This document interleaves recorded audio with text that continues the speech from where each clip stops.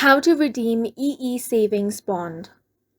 Hi guys, welcome to our channel. Let's begin. In this video, I will guide you how you can cash in your saving bonds.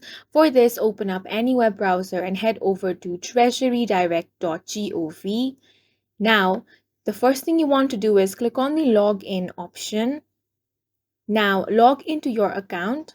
For this, you want to click on the next option. If you need any help with logging in, you can click on any of these options. Now, on this page, you will have to enter your account number. You can enter them with or without hyphen. In case you have forgotten your password, click on this link. Once you have entered this, you can click on the submit option.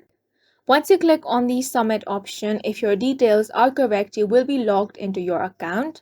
Once you have been logged in, you want to navigate to Manage Direct and from there select Redeem Saving Bonds. Then select the security you want to redeem. Now you want to choose full or partial redemption. Then choose your bank. Now a pop-up window will appear asking you to review the details of your request. Take your time and make any edits needed.